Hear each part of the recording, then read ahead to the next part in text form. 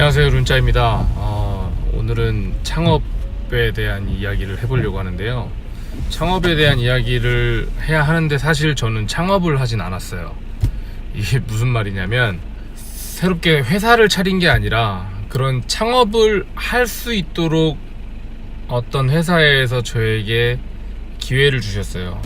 사내벤처 형식으로 저희들이 그 회사에 소속되어서 일을 하긴 하는데 전혀 새로운 일을 하는 겁니다. 무엇을 할지도 저희가 정해야 되는 거고, 그것을 운영해 나가는 것도 저희가 운영해 나가는 거고, 뭔가 이제 해야 할 것들이 있어야 되는데 엉겁결에 스타트업을 3명이서 시작을 했습니다.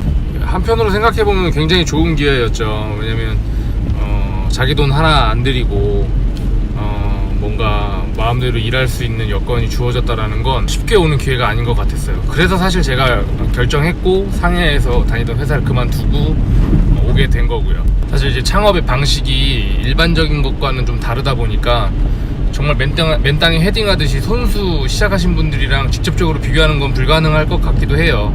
이제 그렇지만 창업에 대한 부분들을 좀 경험해 보면서 내가 만약에 직접 혼자서 했었으면 이런 부분들 때문에 굉장히 어려웠겠구나, 이런 것들이 좀 많이 있거든요. 그때마다 이제 옆에서 좀 멘토링을 받아가면서 일을 한 거기 때문에 좀 돌아가지 않고 여기까지 올 수 있었던 것 같습니다. 2012년부터 시작된 일이 이제 올해로 이제 만 7년 정도가 됐고요.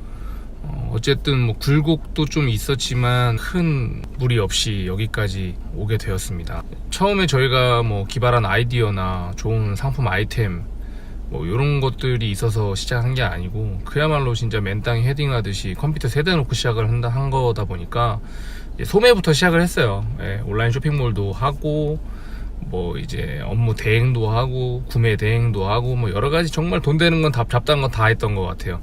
그렇게 시작하던 일이 점점 살이 붙고 거래처가 생기고 신뢰가 쌓이고 저희가 알려지기 시작하면서 7년 정도 지난 지금은 이제 고정 거래처들이 생겨나면서 하나의 이제 별도의 회사 조직으로 좀 발전을 했습니다. 뭐 지금도 더 열심히 해야 되고 부단히 노력을 해야 되는 상황이긴 하지만 예전에 비하면 이제 많은 발전을 이루었다라고 볼 수 있겠네요.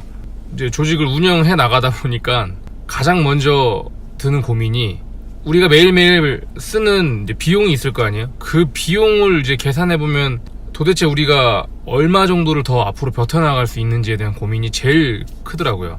예를 들면 먼 길을 떠난다라고 생각을 한번 해보세요. 내가 이 먼 길을 걸어서 가야 되는데 내가 먹을 식량, 내가 버틸 수 있는 체력 이런 거 다 계산을 해봐야 되잖아요.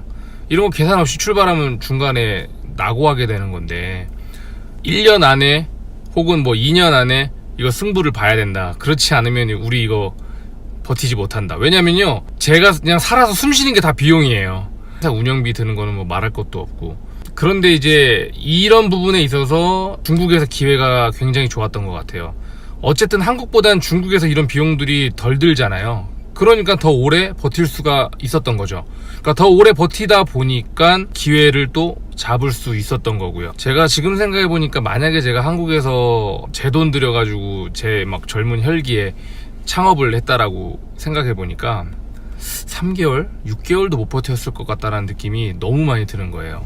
이제 어리고 뭘 잘 모르니까 이제 아무 개념 없이 이제 일을 할 때마다 저희 사장님께서 이제 저희 경각심도 주시고 뭐가 잘못됐는지 이제 멘토링도 해주시면서 저희를 잘 이끌어 주셨기 때문에 저희가 여기까지 올 수 있었던 거거든요. 당시에는 중국이 그래도 어느 정도 경제가 좀 확장 국면에 있었기 때문에 뭘 해도 좀 쉽다라는 표현이 좀 그렇지만 어쨌든 좀 잘 될 수 있었을 가능성이 더 많았을 때였어요. 근데 이제 한국처럼 이미 이렇게 저성장 기조로 들어선 경제 상황에서는 기회가 적은 것 같아요.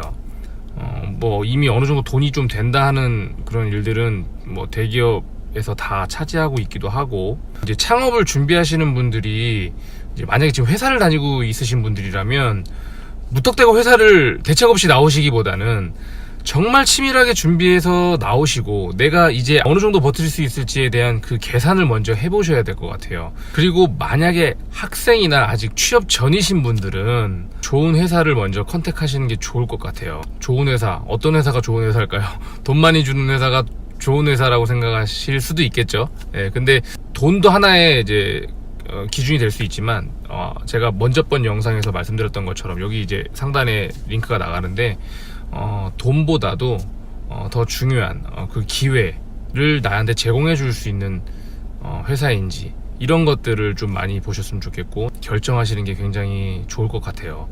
젊었을 때는 막연하게 이제 내 친구보다 더 좋은 회사, 네임밸류 있는 회사, 연봉 많이 주는 회사 이런 거 되게 많이 따지거든요. 뭐 어쨌든 그런 좋은 회사를 좀 괜찮은 회사를 결정하셨다라고 하면 그때는 좀 인내가 필요합니다. 내가 한 분야에서 조금 전문가가 될 때까지 조금 깊이가 있다라고 얘기할 수 있을 때까지 좀 인내하고 배우시고 업계에서 많은 사람들도 만나시고 또 그 분야에 대해서 최고가 될 수 있도록 또 개인적으로 노력도 많이 하시다 보면 그런 소양들이 쌓이고 그런 경험들이 쌓였을 때 나중에 내가 정말 이제 창업을 할 수 있는지 없는지에 대한 판단이 좀 명확하게 설 수 있을 것 같아요.